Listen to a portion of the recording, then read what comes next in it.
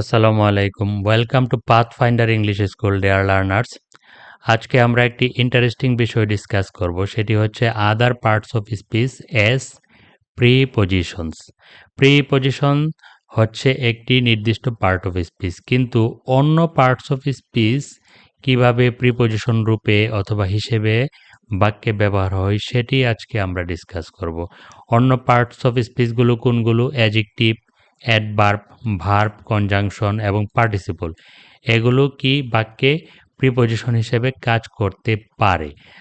যখন এগুলো প্রিপজিশন হিসেবে ব্যবহার হয় বাক্যে, তখন এদেরকে বলা হয় other parts of speech as prepositions. Dear learners, preposition মানে শুধু at, in, on, into, by নির্ধারিত কিছু শব্দ নয়। অনেক প্রিপজিশন আছে যেগুলো অন্য পার্ট অফ স্পিচ কিন্তু প্রিপজিশন হিসেবে ব্যবহার হতে পারে। আমরা উদাহরণ দিয়ে দেখাচ্ছি। যেমন অ্যাডজেক্টিভ কখন প্রিপজিশন হয়, যেমন ব্ল্যাক অ্যান্ড হোয়াইট আর অপোজিট কালার্স। এখানে অপোজিট নাউনের গুণ বা বৈশিষ্ট্য বোঝানোর জন্য বসেছে। এখানে নাউনের গুণ বা বৈশিষ্ট্য বোঝাচ্ছে। অপোজিট কেমন কালার, বিপরীত কালার, এটি একটি গুণ বা বৈশিষ্ট্য বোঝাচ্ছে, এই কারণে এটি অ্যাডজেক্টিভ। কিন্তু এই অপোজিট ওয়ার্ডটি যখন প্রিপজিশন হিসেবে বসবে, যেমন he lives opposite the mosque, সে মসজিদের বিপরীতে থাকে। এখানে অপোজিট কিন্তু গুণ বা দোষ বা বৈশিষ্ট্য বোঝায় নাই। এখানে কি বোঝাচ্ছে? এই দ্য মস্ক নাউনটিকে হি লিভসের সঙ্গে একটি সম্পর্ক তৈরি করেছে।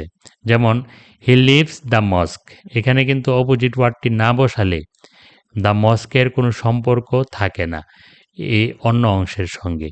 তাহলে প্রিপজিশনের কাজই হচ্ছে নাউন বা প্রনাউনের পূর্বে বসবে এবং এই নাউন বা প্রনাউনের সঙ্গে অন্য ওয়ার্ডের স্থানগত, সময়গত বিভিন্ন ধরনের সম্পর্ক তৈরি করবে।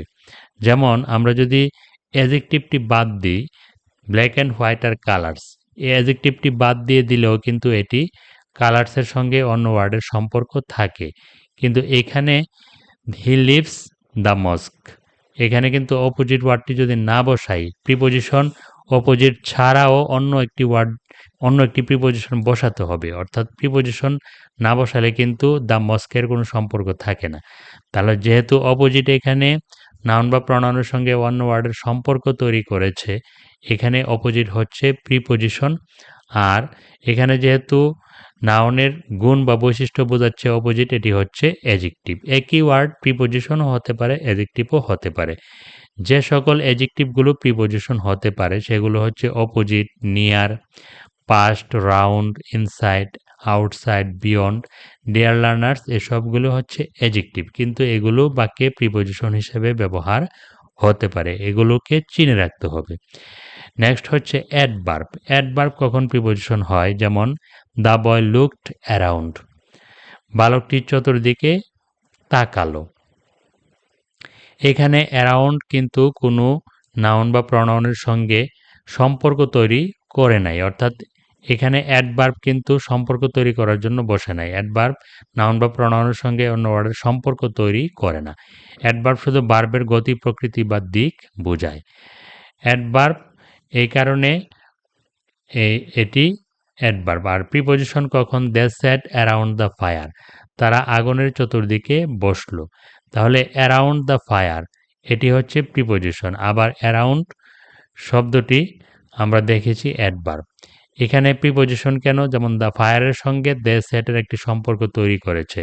যেমন এটি যদি আমরা না বসাই, দে স্যাট দ্য ফায়ার, এখানে কিন্তু অ্যারাউন্ড না বসালে এই ফায়ারের সঙ্গে কিন্তু দে স্যাটের কোনো সম্পর্ক থাকে না। প্রিপজিশনের কাজই হচ্ছে নাউন বা প্রনাউনের পূর্বে বসবে এবং স্থান বোঝাবে, সময় বোঝাবে অথবা গন্তব্য বোঝাবে, কিন্তু একটি সম্পর্ক তৈরি করবে। কিন্তু আমরা যদি দেখি যে এখানে দে লুকড অ্যারাউন্ড, অ্যারাউন্ড কিন্তু অন্য কোনো নাউনের সঙ্গে সম্পর্ক তৈরি করে নাই। তো কিন্তু এখানে অ্যারাউন্ড কি করেছে? দ্য ফায়ার নাউনটির সঙ্গে সম্পর্ক তৈরি করেছে। প্রিপজিশনের কাজই হচ্ছে নাউন বা প্রনাউনের পূর্বে বসে সম্পর্ক তৈরি করা। ডিয়ার লার্নার্স, এরকমের অনেক অ্যাডভার্ব আছে, যেমন around, before, after, behind, below, above, across, along, ahead. এরা সাধারণত অ্যাডভার্ব, কিন্তু সুনির্দিষ্ট ক্ষেত্রে প্রিপজিশন হিসেবে ব্যবহার হতে পারে। কখন প্রিপোজিশন কখন অ্যাডভার্ব আমি দেখিয়েছি। নেক্সটে ভার্বও অনেক সময় প্রিপোজিশন হতে পারে, যেমন the save money every month.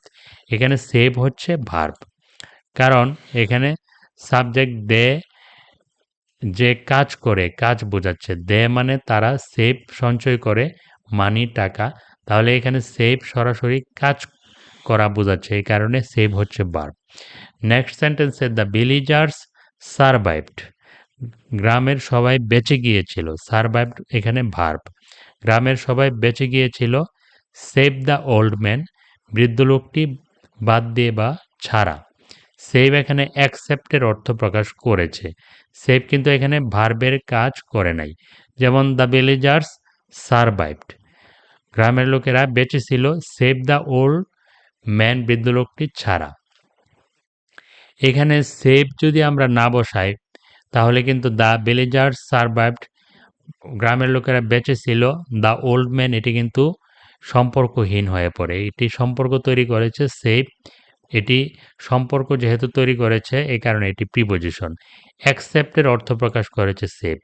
আমরা ব্যতিক্রম প্রিপোজিশন দেখাচ্ছি। ভার্ব কিভাবে প্রিপোজিশন হিসেবে ব্যবহার হতে পারে এটি দেখানোই হচ্ছে আমাদের উদ্দেশ্য। আমরা নেক্সট দেখি কনজাংশন কিভাবে প্রিপোজিশনের কাজ করে। যেমন he left before I arrived, সে চলে গেল বিফোর আই অ্যারাইভড, আমি আসার আগে। এখানে কিন্তু বিফোর হচ্ছে conjunction. He left before I arrived, এখানে দুটিকে যুক্ত করেছে বিফোর। হি লেফট এটি একটি অর্থপূর্ণ অংশ, আই অ্যারাইভ এটিও একটি অর্থপূর্ণ অংশ। এটি কিন্তু বিফোর শুধুমাত্র দুটি অংশকে যুক্ত করেছে, যুক্ত না করলেও কিন্তু দুটি অর্থ আলাদা আলাদা প্রকাশ পায়। After she finished dinner, she went to slip, রাতের খাবার শেষ করার পর সে ঘুমাতে গেল। আচ্ছা, after she finished dinner, she finished dinner, এখানে কিন্তু শি ওয়েন্ট টু স্লিপ দুটি কিন্তু আলাদা অর্থ প্রকাশ করে। শি ফিনিশড ডিনার, সে খাবার শেষ করেছে। শি ওয়েন্ট টু স্লিপ, সে ঘুমাতে গিয়েছে। শুধু পরে বোঝানোর জন্য এই আফটার কিন্তু দুটি ক্লজকে যুক্ত করেছে। তাহলে বিফোর ও আফটার কনজাংশন। কেন কনজাংশন? কারণ দুটি ক্লজকে কনজাংশনগুলো মাত্র যুক্ত করেছে, কিন্তু বিফোর ও আফটার কনজাংশনগুলো প্রিপোজিশন কখন হয় দেখি। যেমন হি লেফট বিফোর মাই অ্যারাইভল, সে চলে গেল আমার পৌঁছার পূর্বেই। এখানে যে বিফোর এটি যদি আমরা না বসাই, হি লেফট মাই অ্যারাইভল, এটি কিন্তু বিচ্ছিন্ন বা অর্থহীন হয়ে পড়ে, তাহলে সম্পর্কহীন হয়ে পড়ে। তাহলে বিফোর এখানে কি করেছে, এই নাউনটির সঙ্গে অন্য অংশের সম্পর্ক তৈরি করেছে। এই কারণে এখানে বিফোর যদি আমরা না বসাই, হি লেফট মাই অ্যারাইভল, এখানে কিন্তু মাই অ্যারাইভলের কোনো সম্পর্ক থাকে না। তাহলে বিফোর আমরা পূর্বে দেখেছি দুটি ক্লজকে যুক্ত করেছে আর এখানে সম্পর্ক তৈরি করেছে। এখানে পূর্ববর্তী সেন্টেন্সে বিফোর ছিল কনজাংশন আর এখানে বিফোর হচ্ছে প্রিপোজিশন।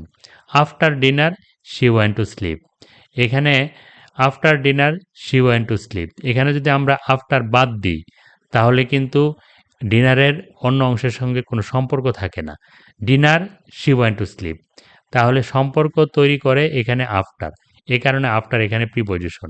কিন্তু পূর্ববর্তী সেন্টেন্সে আমরা দেখেছি যে after she finished the dinner she went to slip, যেমন শি ফিনিশড দ্য ডিনার এটি একটি অর্থপূর্ণ বাক্য, শি ওয়েন্ট টু স্লিপ এটি একটি অর্থপূর্ণ বাক্য।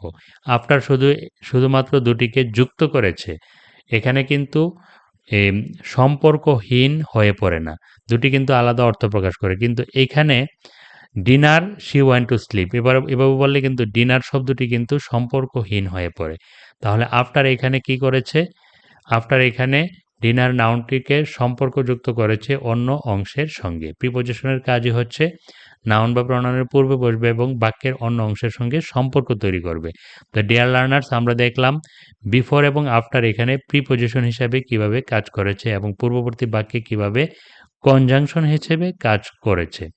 যে সকল কনজাংশন প্রিপোজিশন হতে পারে, যেমন before, after, since, till, until, as, while, এগুলো কনজাংশন হলেও এগুলো আমরা দেখিয়েছি কিভাবে প্রিপজিশন হিসেবে বাক্যে ব্যবহার হতে পারে।